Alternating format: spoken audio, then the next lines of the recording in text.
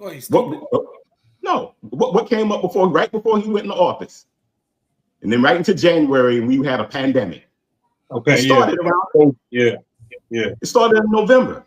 Yeah. So you don't see any similarities to like, okay, well, now all of a sudden Ukraine got missiles that's going into. Now all of a sudden we seeing drones, we seeing activity. You see, what I'm saying is this: if you can't see beyond how the media is spinning stuff, and I'm not saying that I'm right, but I'm saying is that be totally objective, the objective viewpoint. And the objective viewpoint is simply this: well, but what's happening now? Why is Biden releasing people, pardoning people that you and I know that he should have never been pardoning? They all some do of those people. They all do that. No. There's certain people on that list. There's certain people on that list that was that one judge that was putting them kids in jail. Mm. How do you justify that? You don't. So what I'm saying is that how do you justify a federal judge if they're caught bribery or anything of that nature? All they have to do is resign, and the investigation goes away. How do you justify that? Well, listen. I'm not trying to justify that. But here's what's saying. I'm not trying to justify anything that anybody does. What I'm saying is this. Listen, saying this. All I'm saying is this. I'm not buying into. This is my point. I'm not buying into the liberal media's perspective and how they phrase something to make something look. Because and that's my point. That's my point. It's the framing. I can understand that. But when they first said insurrection, I knew what the definition was, but I went and looked it up again. So they can spin it all they want, but the definition is clear. Mm-hmm. You can't whitewash that. You can't take it out. It's already been there. They can't take it out anymore.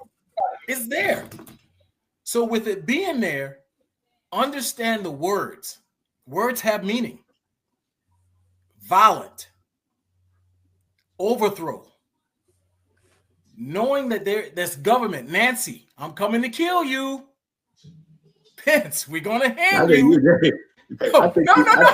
I think you put some. I think you put a whole bunch of sugar in that boy. This is real. They were saying that. This is real. They were saying that. Yeah, this is real. Proud, but yeah. Hey, we all know. And if that was African Americans coming up in there, I may be postulating, but I think there would have been a lot more killing going on.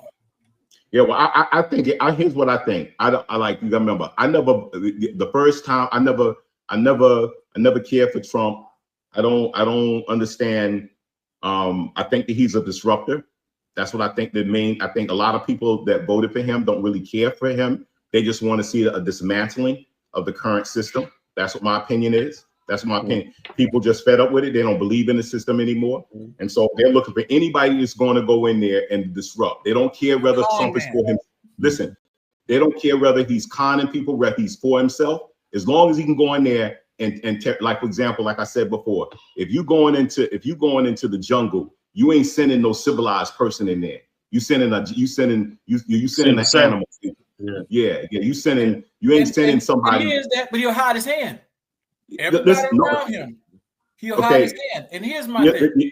Yeah, I get what you're saying. But when people sometimes got choices to make when they're trying to do something and they're trying to dismantle, I think that's where you're going to get a lot of that from. And that's why I think that a lot of the pushback from him because other than that, I think because he's a disruptor was the reason why COVID and everything else went the way it went, because they just knew that he's not going to get on board. He was always in opposition. He wasn't in opposition. Every president's got on board. Listen, we have expectations of Obama. You can't tell me African Americans didn't have expectations of a black president coming in now and things were going to change and things were going to be different. But they weren't different because they slide into a system. And when they're in that system and when they're in there and their eyes is open and they see all of the stuff, that the economy, the way of life that in this country, all of those dreams and aspirations they had, they got to get on board.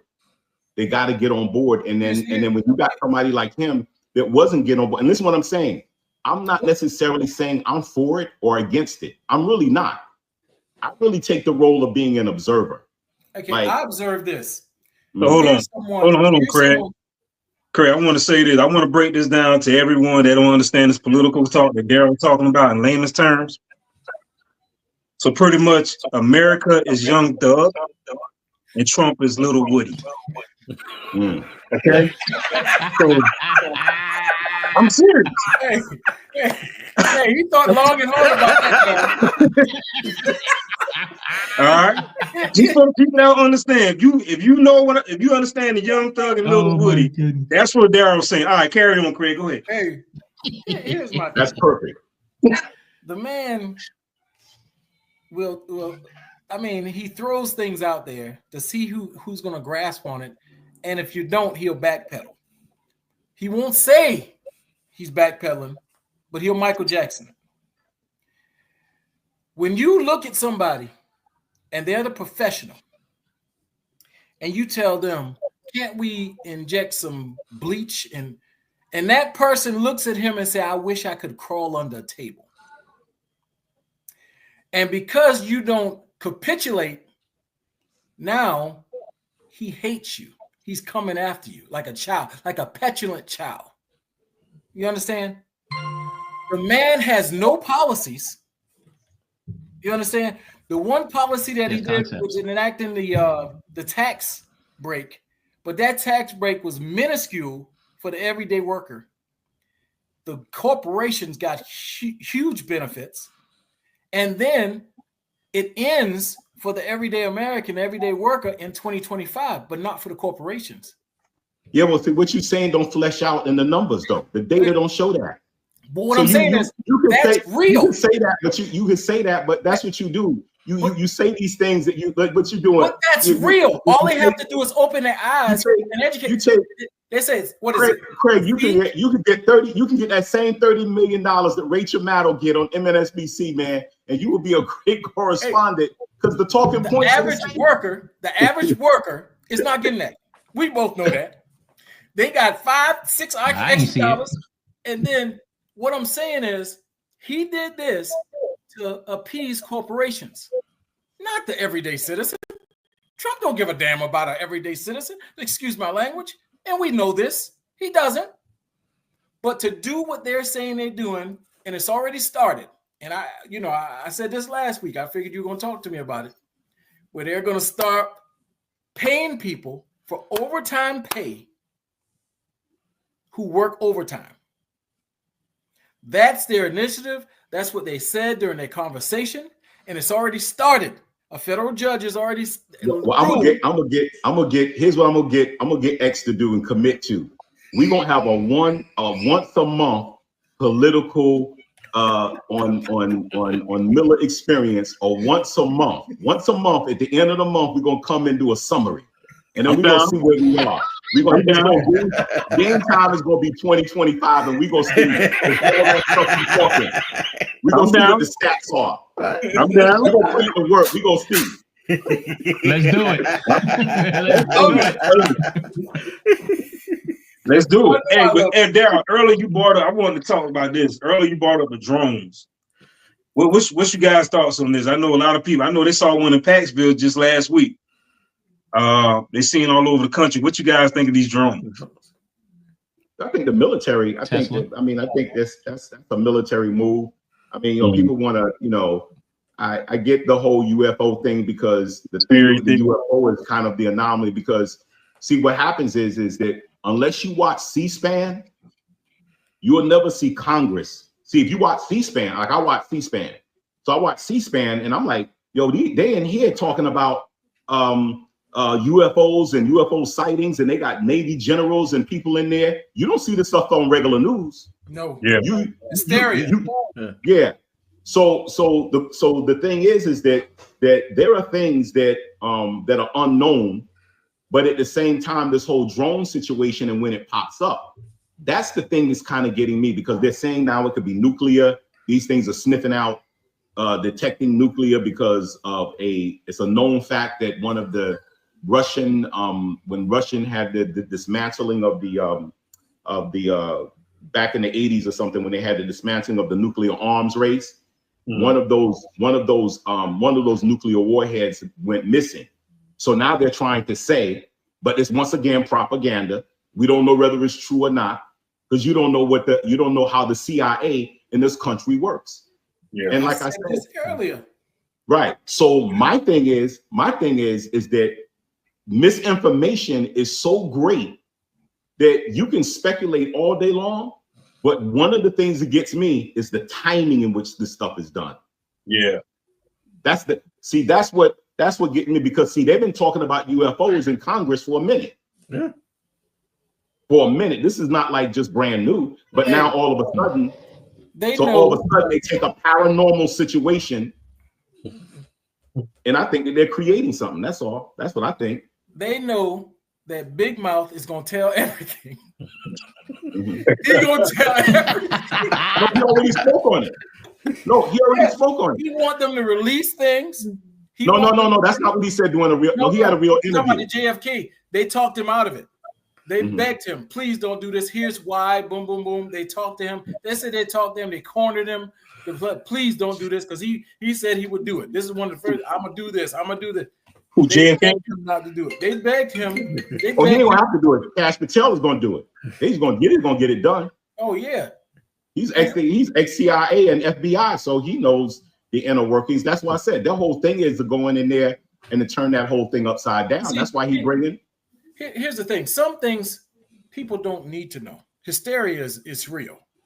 Mm-hmm. Hysteria is real. You know, some people don't need to know certain things. we all know that. Yeah. Okay, but look at this though. How do you get people to panic anytime you want to get control of people? Anytime you get control of people, you need Trump to get is good at that. No, Trump is listen good what at I'm saying. No, listen. He creates panic. Trump didn't create the pandemic. No. Okay. But he damn sure didn't do anything to help it. Trump magnifies panic. I think what Daryl's about to go with that. I think the media creates calamity. When they want to control people, the media try to scare people. Yeah, go ahead, Daryl. Sorry. No, go ahead. No, I think you're right.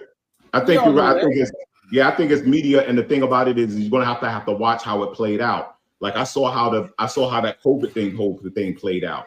How they had people, you know, I watched them on the news. You don't care about people, your neighbor, if you don't get the vaccine, if you don't care about people, and, you know, how they was sending people on guilt trips. If you don't get it, protect people, and then later on the information come out, even if you get the vaccine, you still can get it. Yeah. Then you're like, really? Why y'all didn't know that up front? Like, you know, but they said, but yeah, get it, because if you get it, everybody's gonna be inoculated. Nobody could. But then now all of a sudden, the whole thing changed. It's like, yo, man, they put people through that, but I think that's I think things like that are trial runs. Yeah, it was trial. I think they testing the market, they testing where people are. You know, they've been doing that since the beginning of penicillin. Yeah. Huh? They've been doing that since the beginning of penicillin. Yeah. And so, you know what it is? They ain't concerned about the people not trusting them. All they're concerned about is propaganda, moving people and getting people stirred up. That's why I said that. Yeah, and getting paid and making sure that their coffers align. And that's why I said at the end of the day that in some type of way, this whole system, in order for it to turn, is going to have to be disrupted in some type of way, just like in business. That's why, you know, certain businesses are disruptor businesses. You know, social media has jacked up. Let me say something on that thing, and let me bounce off of that. Social media has jacked up online media with Joe Rogan and podcasts and other things that has jacked these guys up. They don't know what to do now. Control media. I mean, control chaos. Mm-hmm. But you have to have some type of control within the chaos. Not flying by the seat of your pants when you're actually doing things that's disruptive. Have an idea, have a plan. Mm-hmm. He doesn't seem to have a plan when he says things. It's like off the cuff. And then they're trying to do they're scrambling. Like, for one thing, healthcare. Oh, I'm going to have the best healthcare there ever was. And Barbara Walters, I think it was, if I'm not mistaken, she wasn't supposed to get the book, but she got her hands on the book because it fell and there were blank pieces of paper. Damn it, if you got a plan, have a plan. Have something. Don't just kill something to be a disruptor when so many people are going to be without healthcare. And let's put it out there. Affordable Care Act. what insurance do Congress have? And I say this time and time again: the Gold Star Affordable Care Act. So it's good enough for you, but it's not good enough for everyday citizens. Yeah, and the other thing about disrupting, some things need to be disrupted, but a business is totally different from a country. You just can't go in and just shake the whole government up and allow things to fall in place. We don't want to be living in Hunger Games or something like that. Like you just can't go in there and just burn the whole thing down and try to rebuild it. You can't do that. I mean, we know what happened with the extinction of dinosaurs and stuff. It took forever for the planet to get back to normal. So you talking about shaking up, you talk about shaking up the greatest country on the planet. I mean, you got to go in there with a plan. You got to be systematic. But you got to realize this too, though. There's people economically. Don't think that Trump, for example, is not saying a lot of this stuff because he understands the economics of China. If you know BRICS, I don't know whether you follow BRICS. You follow the monetary. So you follow so you know what's going on with the particularly devaluing of the dollar. If the currency in Europe and the world changes, and BRICS is actually able to introduce their currency. So you got to understand that this whole weather balloon, all of the stuff that even Trump's position against China has to do with that. But a lot of the economical things that's in this country, like, so for example, the media right now, you know, somebody like a Rachel Maddow who gets $30 million, is a news reporter really worth $30 million? Or they got people that's puppeteering the smokescreen agendas that ain't really agendas. They just like DEI. To me, when I look at the data, because I'm an entrepreneur, I'm gonna look at the data and I'm gonna see the studies and see has a lasting impact and an effect. And I see that, yo, man, this is a whole industry. Yo, this is I think it's like $400 billion industry that they put in place to start employing people that when you look at the data hasn't produced what the amount of money that people have been able to make in the industry. So I think that once again, to me, DEI was a liberal thing. It was a liberal thing. And then people, we need that. We need inclusions. We need but these things are smoke screens to create avenues of wealth and revenue. And I think people just get on board with it because they say they need it. All you got to do is sell something. You package it and you sell it. But you don't really understand the industry. Look at the numbers behind it. Look at the numbers that DEI has generated as a business. I don't think. I got something. You keep saying Rachel Maddow. What about Sean Hannity? Oh yeah, I know. No. Listen, all of them. All of them. Okay, all of them. No. Listen. And he's just putting out lies. Listen, I don't listen. Sean is a hack. I'm not dealing with the hacks. I was dealing with the influential ones. I was looking at the ones that most African American people look up to. You're being judgmental. African American people, but we both know. I'm not talking about those hacks over in Fox News, and I told you what I think about them before. So don't their news. That's what I said. For their news. Yeah, but he's a hack. Everybody, I'm talking to mostly our people who already, they don't even like that anyway. But I need to say to them, listen to the people that are selling you and what they're selling you and getting you emotionally enraged. Like somebody like a Joy Reid going on and telling people that they shouldn't be having Thanksgiving with their family if the family voted in this particular way. So who does that? Yeah. They get people emotionally. You get people emotionally. So, and then people get like that. They get emotionally off-centered. Man, for years, people have, and even Black people, they're not monolith. They have one side, another side, and we disagree, we argue, we all debate, but we don't be like, I ain't gonna have nobody over for Thanksgiving dinner. I'm like, we never got to that particular point as a people.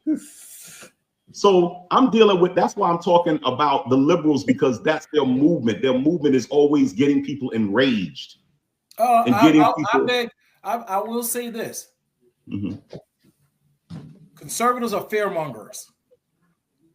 We keep talking about the liberals. Conservatives are fearmongers. Oh yeah, they have been doing this forever. All of them. Listen, I'm not, like I said, I'm not trying to, that's why I said I want you to hear me from this particular point. Don't think because I'm leaning in that left with my arrow shooting over there that I'm saying that these people over here are good and this is a better way to go. I'm not saying that.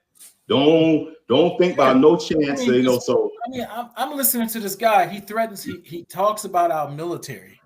You know, he has no respect for them. He said that. You understand? But yet you want them to protect you. You know, that's like biting the hand that feeds you. In other words, biting the hand that protects you.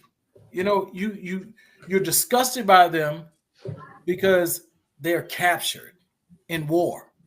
Something you know nothing about. Something you avoided. And see, when I hear you say that, Craig, let me just stop you for a second. When I hear you say that, that is the media hyperbole that I think that, here's what I'm saying, that I think that goes on the liberal media when I know is a fact. Yo, I don't care what that guy say. He ain't never going to be able to do nothing to the United States military that's going to stop them from protecting this country. So it's a bunch of hype. So all they trying to do is get me angry. No. I never said anything about it. I said so, he dumps on them. He talks about how, you know, they're, in other words, he doesn't respect them. You understand? I mean, to designate the graveyard of, where did he go? The Arlington? Arlington. Mm-hmm. You understand what I'm saying? He just has no respect. Zero respect for people who give their lives for this country. You understand what I'm saying? That's the thing that I have issues with. And not only has he talked about it, but he's made fun of, you know, people who are handicapped, retarded, as he says. I mean, he's just the epitome of evil to me, in my opinion. You understand? I mean, would you want your child to look at that and want to be that? No, absolutely but I wouldn't. not. But you know what? I wouldn't want? Who I voted for and who I love. I won't want my son to be like Obama. Okay, I'm gonna ask this damn question. Well, why not? I mean, from a standpoint of the gentleman. And I voted for him. No, and I voted for him twice. He could have went into so many different things, but he went into helping people. He could have made a lot of money being a lawyer or whatever have you. But the man went into public service. So why is that, Daryl? Because my expectations, the only thing that we got out of Obama, my son grew up with Obama when he was in a predominantly white school in New Jersey. And my son was in school with Dr. Oz's kids. So I can tell you the type of school he went to. He played football with Oz's kids. Okay, that's the problem. Yeah, so the only problem I had, the thing that I think that Obama did was Obama showed a generation of young black men. That's the only benefit that we got out of that. They was able to see the level that they could aspire to. I think that he broke the barrier, the ceiling barrier, but other than his ability to effectively change and to create a different culture, to influence the culture in a positive way of African Americans, not necessarily by going and giving us reparations, but basically being able to represent our community as all other communities, as all presidents has represented their communities, whether it be Asian communities like Kamala Harris, who made sure that she had the Asian crime bill, right? We still ain't got no crime bill. We still don't have nothing. And so when Obama was in office, my expectations was not like the giveaways, but it was to make sure that African Americans understood. I spent a lot of time trying to educate African Americans on the fact that when he put forth the you could actually raise money through crowdfunding, because Black people missed the boat on that. Millions of dollars they lost out because it was a way to capitalize our businesses that we weren't educated on. And there was nothing that he put together that helped people. So I found myself scrambling with some brothers and people trying to do stuff up north to try to educate people and trying to write letters to try to find out why aren't they having programs to really help people understand, especially in other areas, of how crowdfunding can really help Black people get funding for their businesses and to be able to for their ventures. So we didn't benefit from most of the stuff that he did. was like, yeah, we were in it. Everybody else did, but he did nothing for our people per se. And I think I think he dropped the ball on it, and that's why a lot of African Americans to this day, even with him coming out, his political weight ain't the same. And no matter what people say, people ain't feeling him like that. They're not feeling him, and I wasn't feeling him like that as well too, because I saw the ball that he was dropping, because I was one of the ones that was trying to do something with a group of guys to make sure, but we had no funding to do that. We tried to appeal to get funding to let people know, hey, yo, this legislation is crazy to Obama. Obama just like, yo, open the door, because you couldn't raise money unless you filed a Reg D. You had to have money to get funding. You couldn't go out there and crowdfund. Y'all know about the stuff now, but back then when it first opened, when that door opened, people weren't educated and trained and to do that, and they knew African Americans weren't slow, because we never got capital like that. So there's a lot of things, and that's just one of the things. And there's a lot of things that Obama didn't do that I think that he could have did, that he didn't do, because he wanted to be neutral. He wanted to show that he's a president for all Americans. So he had to kind of take that his African American, his heritage, and kind of put it on the shelf and be. And that's the thing about being black. Sometimes I got to be for everybody. Where everybody else comes in office and they do something to represent their people. So hold on, Darren. That sounds like the first topic we had that you disagreed on. A black man ain't helping out another black man. What do you mean? Explain that. So you saying pretty much, I'm trying to make a joke out of it, but pretty much what you were saying, how you felt like Obama didn't, long story short, you feel like how Obama didn't support the black did anything for the black community. He did for everybody else. He tried to do for everybody else because he just didn't want to be a black president. He wanted to be one president, right? So pretty much I was just saying, trying to make a joke, but obviously went left, about the first topic we had about, blacks not supporting each other. Oh, okay. So you trying to do a parallel. I would have to say he trying to hit me below the belt. Everybody pretty. Because you said that was crying. The president's supposed you said that was crying, so that's why I said that. So a president's supposed to be a president for everyone. So I fully understand that. And to me, again, the handouts. And I agree. All we need is to level the playing field to get our foot in the door. We know what to do. We understand how to do it. No, we don't know what to do, because you said that also. And going back to what Ernie just says, you says that our people don't, like, for example, when we talk about networking and doing things of that nature, our people don't know this. They don't know. They don't know how to. They just go into business and they don't know what they should be doing. Like Ernie may know what to do, and he may have some validity to his story. But I said we're doers. We're doers. A lot of them don't understand from the educational standpoint. That's what I meant. All of us collectively come in to help each other out. Now, again, and I make this argument all the time. The president is for everyone. He can only do but so much. It's the community. It's the community outreach, the lower level government that we need to pounce on and say, hey, this is what we need. Their job is to get up there and get it done. Our job is to show this is what we need. How do we get it? Again, him being up here 30,000 feet, he's only going to see and be able to do but so much, because as you know, there's so many levels to this. And I'll give you an example. I met a brother, and I can't say him, at the state capitol. I'm not going to say what state it was. He was a lobbyist. He's a brother. And he's the top lobbyist, making millions, upon millions of dollars. And I asked him, I said, hey, you're a lobbyist. I said, well, what do you typically lobby for? He said, anything that they ask him to lobby for. I said, let me ask you a question. What if it doesn't help the people as a community? And he said, well, it's my job to lobby.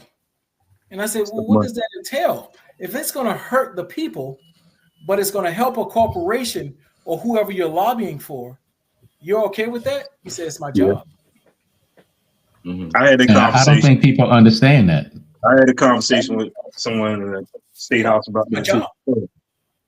Now, keep in mind, I'm not saying that Obama didn't do some things. Like, he did the thing for the black farmers. There's some things that you can go in there and look that Obama did legislatively. But what I'm saying is that when we think about the knowledge that we have, like we got to go into discovery mode.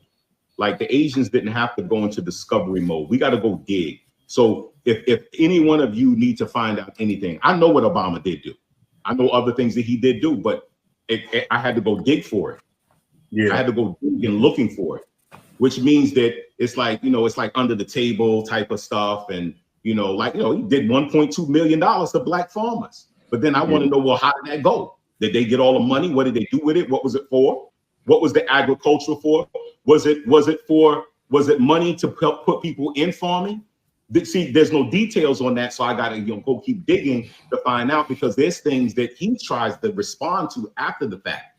And so anytime you feel like you gotta come and you gotta, like, after the fact, after you've been in office and after you hear all this, and now you gotta run campaigns to go put together stuff to try to show black people what you did for them, which meant that, well, where was the knowledge of this? It's like other communities, whether it's the Jewish community, whether it's the Asian community, those presidents and those people, when Ukraine get that money, everybody know Ukraine get that money to help those people.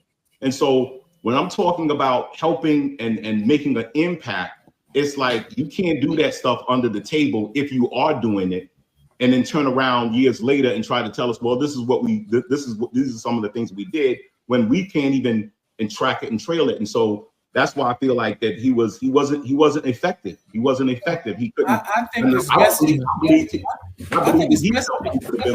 The Democrats, they have an issue with messaging.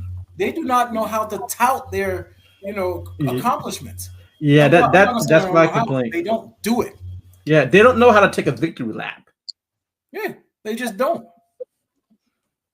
Yeah, I think they don't know how to not only take a victory lap. I think that sometimes they need to have an agenda set forth that people can feel like they have a victory. Because I just saying, like, where we are right now as African Americans, I think that a lot of the social programs that were even constructed, we represent. I don't know what the percentage is. You guys can look. I know it's like 13 to 14% of the population. When it comes down to when people are pushing things like abortion, other things of that nature, we represent 40%. I think 47%. Hey, well, Daryl, do you think that's when my main thing when it comes to any kind of election, that local is more important than the presidential? Yeah, I think I agree. I agree too. Yeah, I really agree too. But I think that the role of the president is to set a national agenda that is in support of all of the diverse groups that his coalition that represents. So black people came together in a coalition, and especially in the South, we moved in the South with Joe Biden because our senator, our congressman, Jim Clyburn, told us that's the way we should run. So we went with it. We went with Biden. So he got the black popular vote because of Clyburn. And what I'm saying is that as a people, we don't see anything that we get when somebody's trying to get our vote, and we hear this over and over again. But nobody ever has to deliver. So it's almost like, well, you really ain't got to deliver anything to the people collectively, because like 15, 20, 30 years, 40 years, and you ain't giving nothing, so it ain't nothing gonna change now. They still gonna vote. Hey, yeah. But let me say this: loan modifications. 2008, 2009, when people started losing their homes, Fannie, Freddie, everybody folding. Elon. What did Obama do? Obama said, Wells Fargo, Bank of America, all these big corporations who do loans for these people, and he was aiming for blacks. Mm-hmm. I need y'all to do loan modifications. If you have to do 1% to 2% to keep these people in their home, you have to do it. That was a program that he put in place. A lot of people didn't know about, but he put it in place on national television. People weren't listening. All they were thinking was, What is he going to do for me? What is he going to do for me? Well, he did this for us. He did it for everyone so that you can keep your home. But you're not paying attention. And banks were denying people if they didn't cross a T. And this is true. This isn't just me making up something. Mm-hmm. Yeah. Because you didn't dot an I or cross a T, they were finding ways to say, oh, you weren't approved. And what I'm saying by you weren't approved is they would do this modification and wouldn't hear anything back. Mm-hmm. And then when they finally call them back after they're trying to take their home, they say, oh, well, you didn't do this on the application. Mind you, they didn't want to do it. Obama was making them do it. And then because they didn't do it correctly, he sued them, and they had to pay millions upon billions of dollars because they defrauded the people. You understand? And I know that there were corporations that I worked for. I'm gonna put it out there. Countrywide Home Loans. I worked for these subprime side of it before I moved into the prime. And we were doing loans, and I remember a young lady wanted a loan for $670,000. Didn't have a job, went to the University of Maryland. They came in my office and said, Craig, you have to do this loan. I said, well, no, we're not doing this loan. Are you silly? The FBI be on our case. We're doing a loan for somebody who don't even have a job. So I sent it back out of my office. Well, I get a phone call from the second man of the CEO, which I had just met 2 weeks prior, I believe it was. And I said, yeah, Mr. Sergeant, how are you? He said, oh, Craig, I just wanted to let you know it was great meeting you last week. It was 1 week. Last week, and I just wanted you to know that, you're doing a great job. I wanted to talk to you about a loan you have in your office. A loan you have to do. He brought up the name. I said, yeah, unfortunately, we can't do that loan because this person doesn't even have a job. He said, well, it's an FOA loan. I said, I'm sorry, could you please elaborate? Friends of Angelo. Angelo was the owner of the company. Right. So we had to do the loan because it was an FOA loan. How many people in Congress did I do loans for that were FOA loans? You understand? So when it came to the people losing their homes, these people had already had those type of loans, 1% and 2%. So Obama made it where, all right, we're going to level the playing field. We're going to make it where if anybody losing their home and they can show a legit reason that they're losing their home because of financial hardship or whatever have you, or they're upside down, their mortgage, you guys have to do a loan modification. And obviously the banks didn't want to do it, but they had to. So those are things that he did, but nobody talks about. Yeah, because they wanted to be labeled as for Black people. Right. Right. Yeah. Yeah, and here's the issue. The things that he did do for, like, the HP, like, for example, there's one thing that they said he did, and I think I read it, and it says that expanded the funding for HSBUs, right? But then when you start digging into expand, like that word, like, well, what do you mean expanded the funding? Like what does that really mean? Like, I know Trump, when he was in the office, he had the HSBUs in there, and he provided some additional funding for them with some other things. I can't remember what it was, but why do I hear Trump doing this, and then I got to go dig to find out that Obama did expanding, and I don't even know what expanded is. And so what I'm saying is this is the point I'm trying to make is this, is that because even if he did do it, the media, it had no value to them. So it's not important because that constituent group, they don't really matter. Because if it really matters and they know how Black people feel, you're going to be eager. But why does he need to be silent? Why did he need to be silent about $1.2 billion that you did for Black farmers? Go Google it and look it up. I'm not making it up. The gentleman who actually heads up the Black Farmers of America, he touted it, but he's one man. He's one man. But, he was on because he's Virginia. He touted it. He talked about it. He consistently talked about it. Well, I didn't listen. I only know about it because back then, like I said, I know what news I was watching. And when I was consuming news, in other words, what they did, what I pictured news was enraging me, getting me emotionally invested, but at the same time, not hearing anything that really represented me and my family and what's good for me. But getting me emotionally and sensitized into charged, better word, emotionally charged into things that don't really matter, that don't really have an impact in my life, and the things that can help me understand the nuances that Obama has done in executive orders, because that was most of the stuff was executive orders that he signed, that what he was doing to make a difference and even trying to portray it to the African American. Forget about Obama pandering.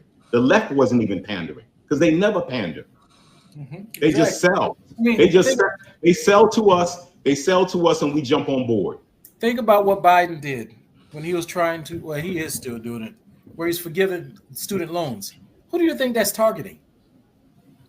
They don't say it. It's targeting. You know, and here's my thing. Mostly us. Here's that thing. Here's my thing. For those who said, nah, let's not forgive student loans. My money's not going to that. I'm not paying no money for that. Just that and other. Okay. You pay for a congressman who you didn't vote for, who you don't like. They get paid. You understand? They get paid. I didn't send that child to school. You paying for congressmen and women, children to go to school. You're paying their salary. It's about leveling the playing field. We're smart. We're bright. Yeah, I don't think you can level no playing field. I think what you could do is you can take that tractor out there and tear that playing field up, and then let's get together. Let's go build a new field. We're fight, man. You know what it is. Sometimes you got to fight to give it to them. I did say level the playing field. We don't have to go in. Hey, Ernest. I said, if you level the playing field, we'll kick the door in.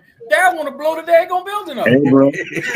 You got to lose some furniture to build it up. Listen, once we blow the building up, then we go to X and say, what's trending? That's what we build on there.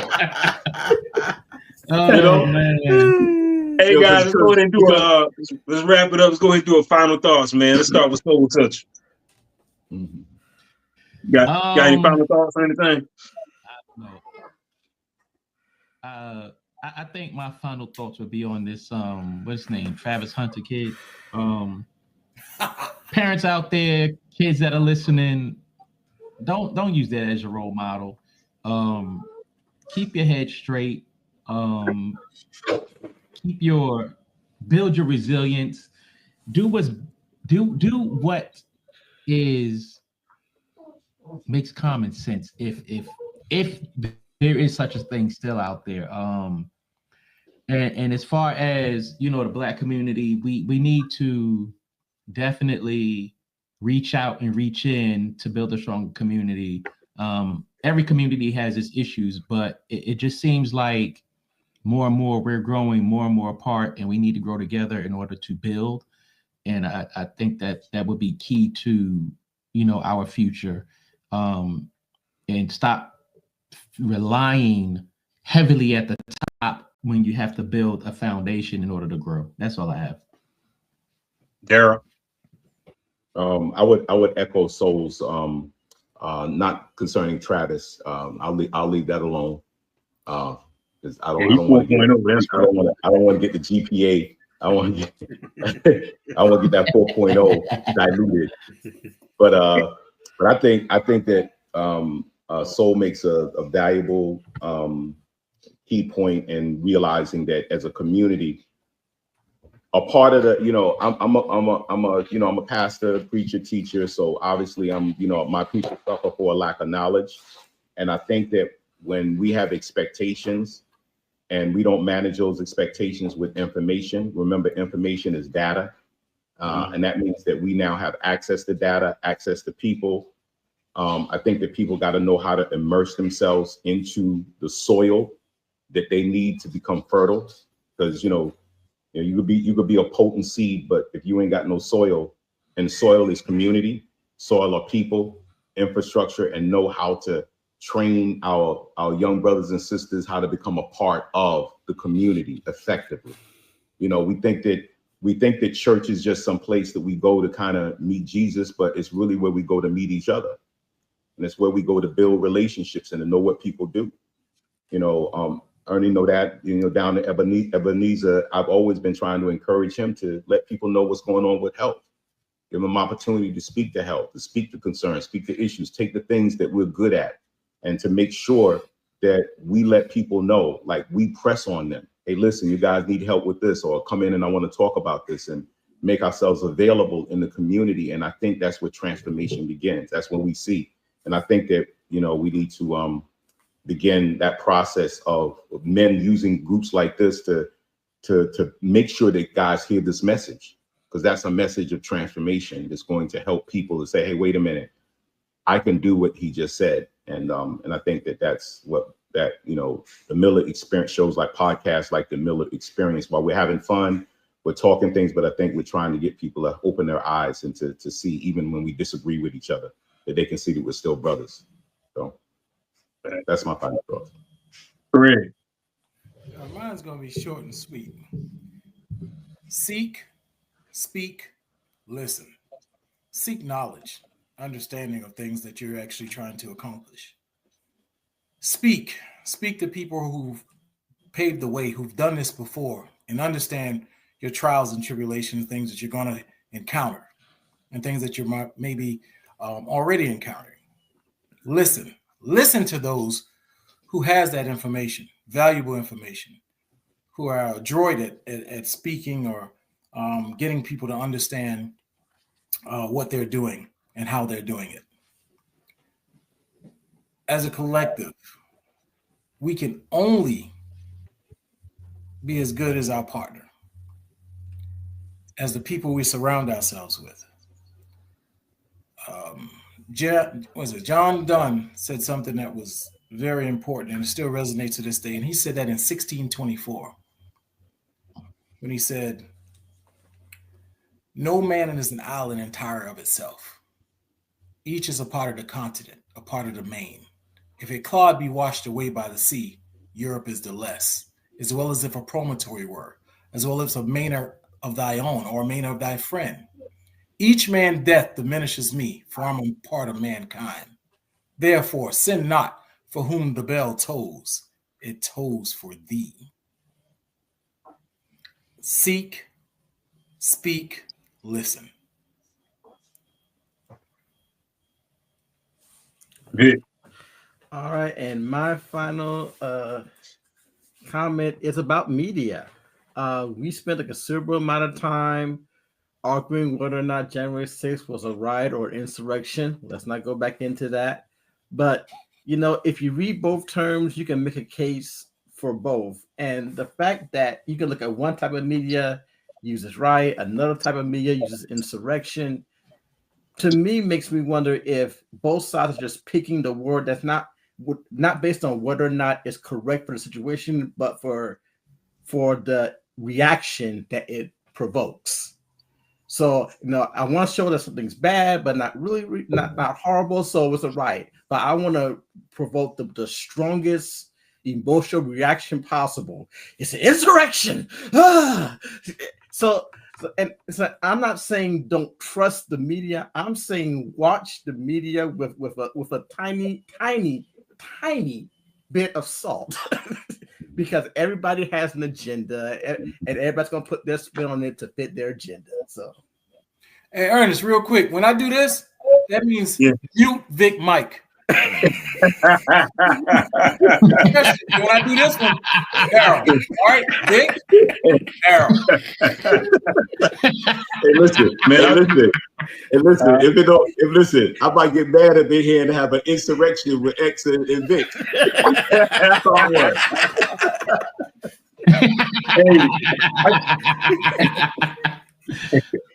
Hey, I just want to say, man, I thank God for you guys, man.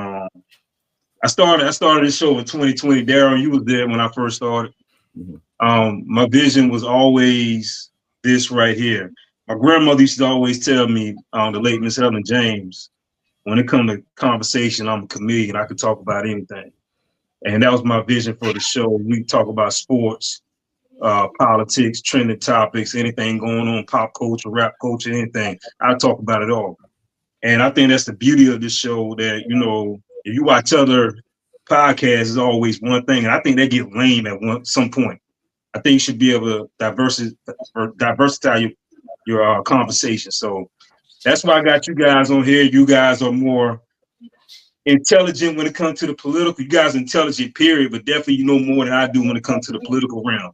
I always believe in your crew. You should always have somebody in there smarter than you. You can't be the smartest person in the crew. You know what I'm saying? Or you're going to never grow. Your mind will never expand. So I really thank God for you guys, man. In 2025, I really see this thing getting bigger. I thank God for the people that's liking and subscribing to the show, that's really following. I get a lot of feedback. I'm going to tell you guys a funny story. Last month, I pulled somebody over, and they were like, "Hey, you Excalibur from the Miller Experience." And I watch the show. I love it. I still wrote them a ticket, though. They ain't getting them out the ticket. You know, I told them I appreciate it. But it shows me that people are really watching, and I'm getting, guys really see when I'm in the gym, at work, I'm getting a lot of strong feedback, and you guys are popular now, especially you, Craig. My auntie love you. So, yeah, I really appreciate it. Yeah, Boogie Eli, yes. I really appreciate you guys, man. I really appreciate everyone that's subscribing to the channel. Just want to tell everyone, have a Merry Christmas. Enjoy your family. 'Tis the season to be joyful. It's amazing how in December everybody's happy. Why we can't be like this year round? Right. I never understood that. But to each his own. Enjoy your family. You know, tomorrow's not promised. Tonight's not promised. So just enjoy everyone while they still here. Merry Christmas, Happy New Year. And to the Miller Experience family, we love you. And we see y'all next year. Peace. Peace.